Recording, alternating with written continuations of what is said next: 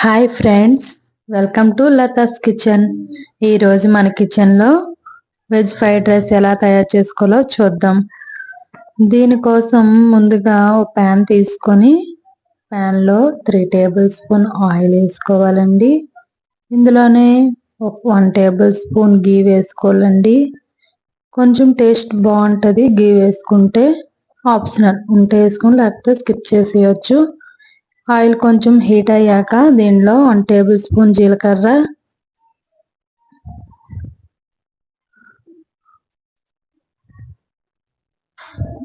ఉల్లిపాయ ఒక గడ్డ తరుముకున్నది, ముందుగా కట్ చేసి పెట్టుకున్న పచ్చిమిర్చి, బీన్స్ అండి, ఒక కప్పు క్యారెట్, ఒక కప్పు క్యాప్సికమ్, ఒక కప్పు ఆలు, ఒక కప్పు పచ్చి బఠానీ అండి. ఇవన్నీ మిక్స్ అయ్యేటట్టు ఒకసారి కలుపుకుందాం. ఇవి లైట్ ఫ్రై అయితే బాగుంటుందండి. చూడండి, వీడియోలో చూపించిన విధంగా ఇలా కలుపుకోండి. దీంట్లోనే 1 టేబుల్ స్పూన్ సాల్ట్,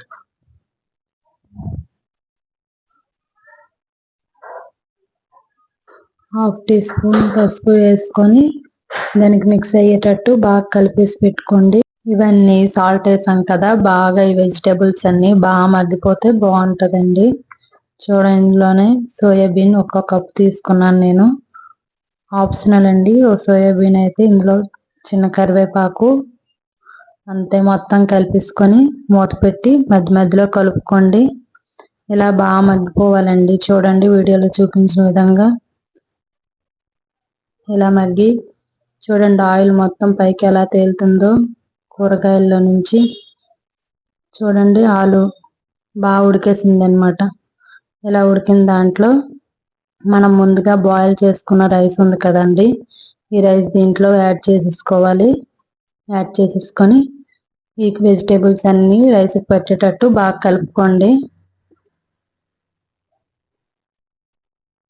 నెమ్మదిగా స్లో ఫ్లేమ్లో పెట్టి చూడండి ఇలా కలుపుకొని 1 టేబుల్ స్పూన్ ధనియాల powder, 1 table spoon garam masala, అంతేనండి. ఇలా కలిపేసి పక్కన తీసుకొని స్టవ్ ఆఫ్ చేసేసుకోండి. అంతే, చూడండి, రెస్టారెంట్ స్టైల్లో వెజ్ ఫ్రైడ్ రైస్ రెడీ. చూడండి, లాస్ట్గా కొంచెం కొత్తిమీర వేసుకొని అంతే, ప్లేట్లో తీసేసుకోవడమే. ఈ వీడియో కానీ మీకు నచ్చినట్టయితే ప్లీజ్ సబ్స్క్రైబ్ ఫ్రెండ్స్. మా ఛానల్ని సపోర్ట్ చేయండి. Thank you.